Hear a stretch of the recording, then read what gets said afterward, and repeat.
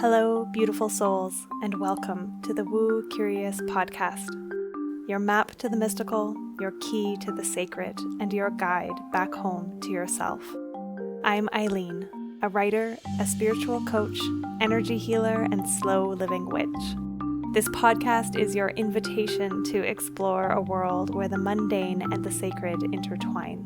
It's a haven for those ready to take the first steps into the realms of magic and mystery, providing a safe space for you to embark on your own enchanted journey towards healing and self-discovery. Here, I'll unveil the whispers of the mystical, the rituals often hidden in plain sight, and I'll engage in sacred conversation intended to stir your soul and lead you back into your power. I'm all about demystifying woo and witchcraft. So, whether you're a seasoned seeker or simply woo curious, I'm so delighted you've decided to join me on this journey. Let's make magic. Hello, Woo Crew, and welcome back to another episode of the Woo Curious podcast. I am your host, Eileen, and I'm joined today with a guest. Barbara Banner is a joyful, no BS psychic evidential trance medium who brings through messages with stunning accuracy, humor, and healing. With a deep connection to spirit and a few highly comedic and mischievous guides, she shares her unique way of delivering evidence, validation, and ways to lighten the grief. Whether connecting with loved ones or delivering, did she just say that, moments to clients on podcasts, she brings her heart, healing, and humor to whoever is guided her way. Welcome, Barbara. Thank you so much for being here with me today. It is such a pleasure. I'm glad. Thank you. You're welcome. And I always start all of these conversations with guests with a pretty big question. And we just follow where it leads or where it flows. But my question is always one of being curious about people's spiritual journeys. Because for me, I came later in my life, I'm not in late life yet, but in the life that I have lived so far, to my own spiritual journey, just in the last kind of 4 or 5 years. Me and so too. I'm always curious. Amazing. That was going to be my question. What is your journey with spirit? How has spirituality kind of shaped your life, and how does it inform the work that you do today? So yeah, tell us your story. This came during the pandemic. And before that, I cannot say that when I was a baby, I was seeing orbs or having an imaginary friend, nothing like that. I did feel some things. And when I was in junior high, I said to my friends, I think I'm a witch. Okay. That's all. I didn't know about mediums or anything. And then later in life, mine's a little later than yours, I was doing a little video audition. And I wanted to see it one more time. And there were orbs flying willy-nilly everywhere. And I thought, this is weird. And then things like clocks were flying off the wall and pictures and lights were flashing, fans were going. And I just said, okay, Spirit is calling me. I believe I should answer. And I just got some research and picked Suzanne Giesemann and decided to take a class and see what it was all about. And it was soul-to-soul communication. I did not tell my husband what kind of class it was. I just said, communication class, it'll be good, And I just took to it like a duck to water. I had never even meditated when I got that class. And within 7 months, I was told to hang a shingle.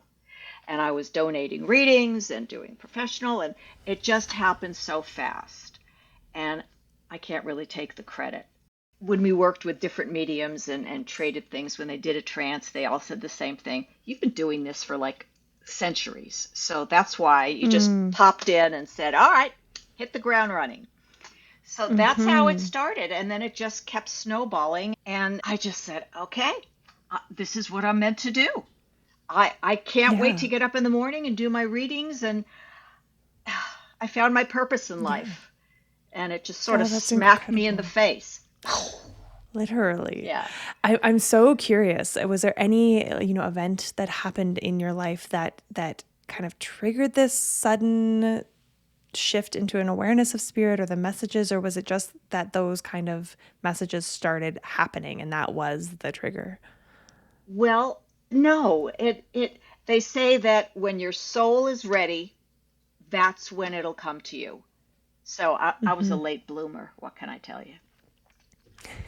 And, I think a lot of us are. There's so much noise in life that we're trying to fit ourselves into boxes and be the person we grew up thinking we should be and follow the path that was laid out for us. And it is often in our middle and later years that we are like done with the bullshit and ready to receive the more that's there. I have to say that once I started doing it, somebody called to my attention because I had spent like 35 years doing a lot of volunteering. I was an advertising maven for a long time. And the things that I picked as I look back, I mean, people thought I was crazy. I was on a women's crisis hotline for 14 years and did a lot of training to be on there. And then I'm still at Cedars-Sinai Hospital ER. That's good for a jolt of adrenaline, which I guess I am a little adrenaline junkie. And then for years, I was on the city's crisis response team where I met police or firemen at the scene of a death and the body was still there. And the family or witnesses became on the scene. And I had to take care of them while the police had to do their investigation. They couldn't do both. So we were called out, and that's where I got so much training in grief, fresh, not something that happened a week ago or a day ago, something that happened like 20 minutes ago. Yeah.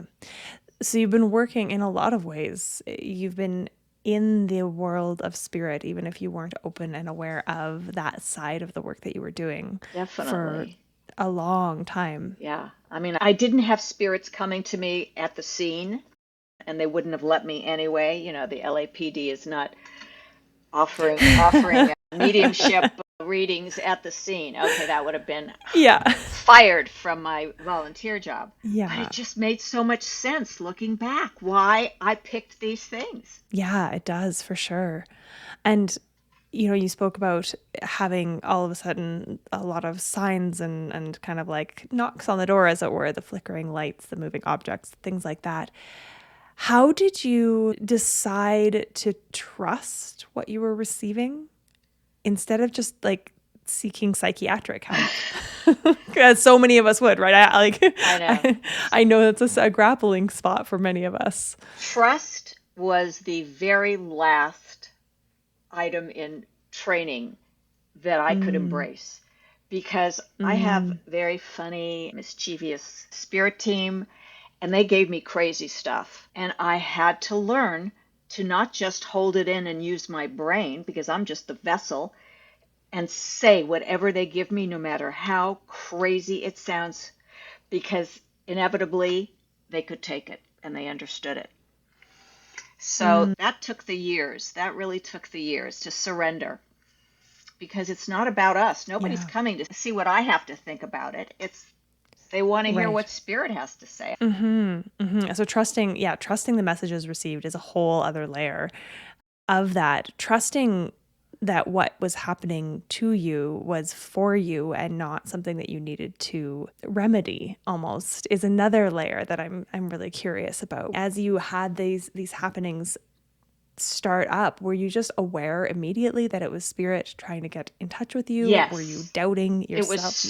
It was so concentrated in like a couple of weeks. I just said, I just can't stand here and wait till all the books fly off the shelf. Right. I have to make an attempt here to find out what was going on. And it wasn't until my mother was 104 that she admitted that my grandmother, had some juju.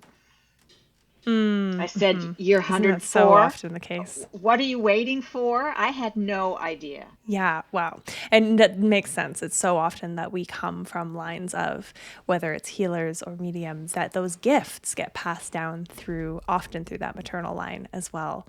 That's neat to learn, even though it was late to learn it. I was afraid to tell her I'd become a medium, and talking to Dad, I thought I'd put her over the edge, which is where she actually wanted to go. But I was afraid, and it just turned out well. Oh, that's incredible. I'm curious how, obviously, initially you told your partner, your husband, like, I'm just going to a communication class. Presumably he knows what you do now. How has that been? That's okay now, but it came to a point very quickly that I had to tell him something because I said, look, this is a mediumship class, and I proved to him that I could do things. And I said, I can either keep it to myself because you're embarrassed that I do this or you don't understand it, or you can be part of it, and it's going to be a real wild ride. Because he would tell me, don't just walk up to people and say, I'm a medium. They'll think you're crazy. He was a little, just keep it to yourself Mm-hmm. for a while. And now, Mm-hmm. they come up, oh, I want a reading or this or that. So he's good. He's good. Yeah. Oh, good. Yeah. It can be a really scary transition for so many people Yeah. who are opening up to spirit. The last guest I had on my podcast, we had a conversation about that as well. How often it seems to be it's the women who are waking up and Yeah. encountering spirit and connecting with that something more. And so how do we navigate those transitions with the men in our lives, if we have men in our lives in intimate partnerships? Just give And him a it's, little evidence. But I feel like I'm in company because mhm. there's a lot of people now. So Yeah. not the only Yeah. one. And everyone with their unique gifts too, right? Yes. That ability to tune in and connect with those who have passed is something that I think a lot of the spiritual gifts out there, there are things that most people can tune into and practice should they choose. But there are some people who have that innate connection. As you said, you just drove in and immediately were able to connect on a level that a lot of people, I think, would have to work really hard at and might never be able to do quite as easily as you. It's your gift. Well, I find that in like the mediumship classes that I took, most of the people there were people who lost a child or lost a loved one. And they were there not Mm-hmm. because they felt they had a calling, but because they would do anything to be able to connect on Right. their own. And Yeah. maybe they didn't go as fast as some of the other people, but they just wanted to try anything to connect. Mm-hmm. But it's hardest to connect with our own loved ones that we know Of because then you course. really don't believe it. Well, I already know that she has two left thumbs or whatever. So it Yeah. takes down the accuracy thing because you just think that it's coming from your head. So I find that most That makes mediums sense. use another medium to read them. Yeah. Yeah, that makes a lot of sense. I mean, it's the same reason healers don't heal themselves Right. in a lot of ways, or often even work on their own close family because Right. there is too much. There's too much intimacy Yeah. there, and our conscious brains, as much as we try to quiet them and go to those deeper layers, they're still very much a That's the present part of our hardest part. experience. That's the trusting that Yeah. it's not because you already know that when it rains, their ego acts up. It's just we know too much. Yeah, exactly. And from what I've read and known about you, it sounds like you often get, kind of wild and crazy messages coming through. Is there any that kind of, I don't know, anecdote that you want to Yeah, I share could about tell you that some or? things that shocked me or were just so heartwarming. I like to do a question and answer in my readings, and they can ask whatever they want. That's besides what's the lottery and what was my nickname when I was 6. I'm not here for applause. Not that I Mm-hmm. could get it anyway, but so I always say, here's a little parameter. Ask something that's in it, and don't tell me what it is. Just do it telepathically. So I had a woman, and she had lost a son, and I didn't know what the question was, but I said, "Well, this is your son is showing me. He's riding on the back of a giant butterfly in heaven, and he's having the best time." And it was amazing. I said, "What was the question you asked him?" She said, "What are you doing in heaven right now?" When it was over, she emailed me. She said, "When my son died, I bought a book so I could read it to his younger sister about death and what kids do on the other side." And she said Mm-hmm. there was a page of a little Oh, boy riding on the back of a butterfly. You wow. can't make this stuff up. And had I known what the question was, my head would have gotten involved. But when you don't Of know, course. they give you things that are that are just amazing. I don't like being tested. I don't think any medium does. Yeah. I had a woman who came every year when her husband died, and every year she really tries to test me, and I really don't like it. But anyway, she said, I don't feel him. You tell me he's around all the time. I don't feel him, and I miss him. She said, if he's really around me, he will tell me what show I was binge watching during the pandemic. And I thought to myself, there is no way. There's a million shows. Okay. Mm-hmm. Anyway, I was very friendly with her husband. He was always trying to do X-rated stuff with her, and I got him, so he didn't try that anymore. But he said, it's Outlander. So I said, Outlander. Do you think I thought that that was going to be it? She goes, that's it. So I said, stop testing me. But what it made me realize is because when they ask me a question like that that's really specific, I always say, listen, I will ask them anything. They will give you what you need to know, not always what you want to know. Yeah. Yeah. I think a lot of people need or feel like they really crave that confirmation piece, especially when we start to dabble in the practices that are less, they're not rigorously science-based and tested. And so even those of us who are seeking alternative guidance and ways of connecting with the more than human, it can be really hard to override that doubt. And so looking for that proof makes a lot of sense to me. Right. And another very funny one, I do have funny guides. There was a girl, her father died. And I said, okay, ask him a question and let's just see what his answer is. So I said, okay, you guys are in a boat. They like to give me a prop. You're in a boat on a beautiful lake, and you're in the front rowing, and your dad is in the back seat rowing, to show support of you and everything. And then there's a man in the middle. And I said, oh my gosh, your father's standing up and he's throwing the guy overboard. And he said, go, we're not picking him up. I'm leaving him here. So I look at the client. I said, what did you ask your dad? She said, do you like my new boyfriend? So I said, well, you got your answer. Okay. So they can be so funny. They can just do things in a wonderful way. Yeah. So, I mean, I've got a million of them, but anyway, those are the kind of things that are funny. They even started booking readings for me, which nobody made. So I said, my guides are making appointments for me. Like, what's next? Okay. So crazy things that I haven't heard of before. That is wild. And you talk a lot about even just the stories you've been recounting, that the humor of the guides that you connect with, of people's departed, the way that they show you the message that needs to be relayed or the answers. And I know that joy and laughter are a big part of your work and what you bring. Do you want to speak to that a little bit? Sure. I mean, spirit keeps its essence. If your dad's funny here, he's going to be funny there. And they'll show it to me that way. I had a girl, and I said, I got a guy coming toward me with marachas, and he's dancing, and he's leading a conga line. Do you know who that is? She goes, that's my dad. He was so funny. And we did that on a boat. He grabbed the maracas and was going around. So, it just brings so much light. And what it also does is it validates to the client that your dad's still around. As Edgar Cayce says, they're not gone. They just went a little ahead of us. We're all going to meet up. Just be patient. So, yes, whenever they can, they do give me visuals or words that are funny. Things like that just lift everybody's spirit in a reading.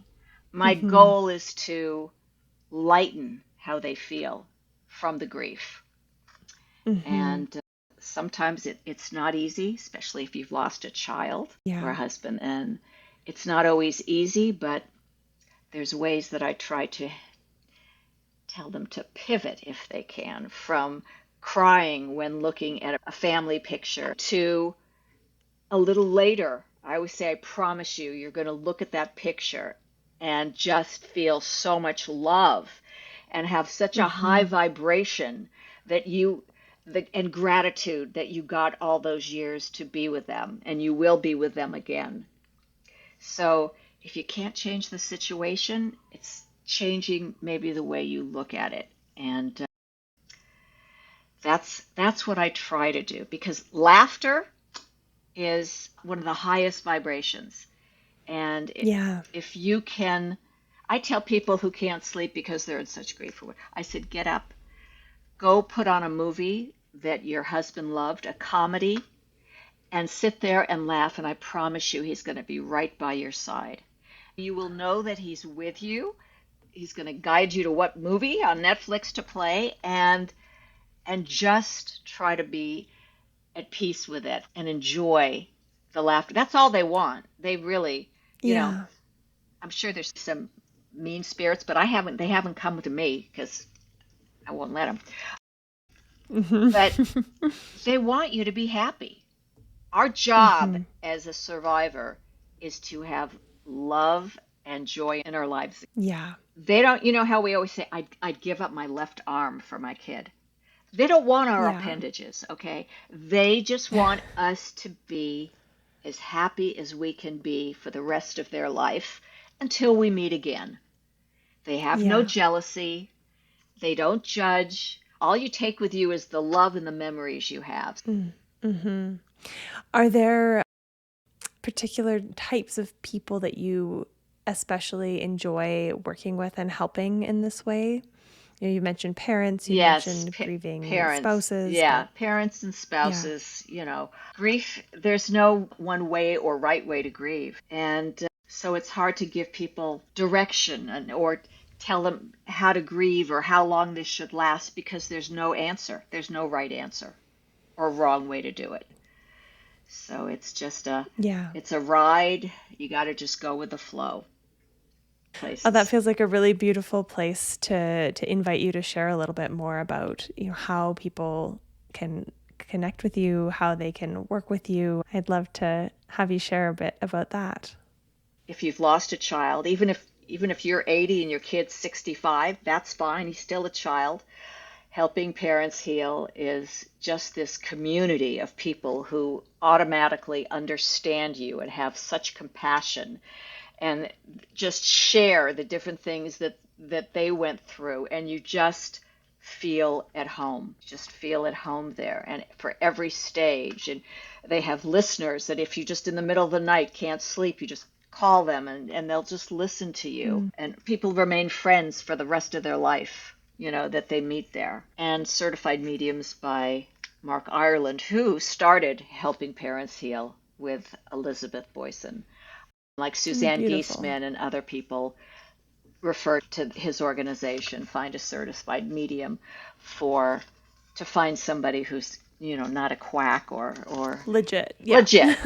And of Yeah. course, you can come to me directly since I'm on both of those organizations. Right. But those are two places that you can feel comfortable that you're in good hands with people who understand and who care about you. And me, bannermedium.com, couldn't be easier. Perfect.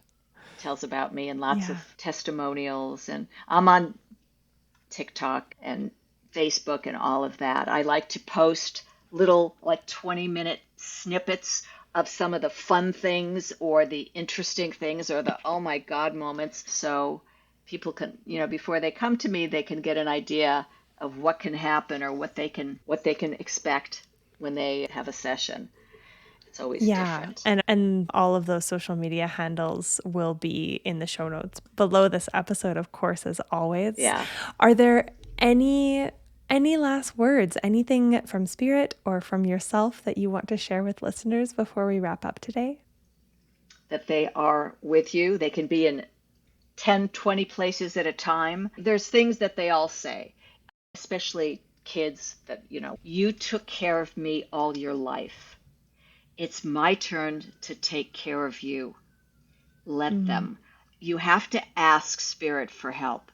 They can't just come in and say, I'm so sick of seeing, your dirty room and clothes all over. I'm coming in and do. They can't do that. You have to mm-hmm, ask them for help. And they put things in our mind. Okay, sometimes you'll think, "Oh, why didn't I think of that before?" Because it's not your thought. Listen to your intuition, because they're putting things in your head. Okay? And I'll give you an example. At the end, I say, "I'm going to count to 3. and I want you to tell me the first thing that comes into your head, a thing or an item or something. And I said, the first thing. And so they'll give me something. Now, it was funny on another podcast that I did. I just told her, the host, what I was doing. And 2 days later, she sends me a picture. She said, I know you don't know this, but when you asked me, I said to myself, an elephant, an elephant. Okay. She said, how am I going to find an elephant? Where am I going to find? I said, it's going to be where you least expect it. It is not going to be in the zoo. So she sends me this. She said, I took my son to a mini golf place 2 days later, and look, there was an elephant in a hole that you had to go through. You can't make this stuff up. I have No. so many of these things that people just can't believe. And what it is that Spirit put that in your head. Mm-hmm. He knew where and when you were going to be. And this is something that isn't just fun. It's something you can do every week. Like every Sunday dinner, have your daughter pick something when you count to 3. Everybody can get involved, and it just makes you feel like you have a connection. Yeah. But it has to be the first thing, because in 3 seconds, your critical mind will take it and say, I can do better than that. But you can't do better than that.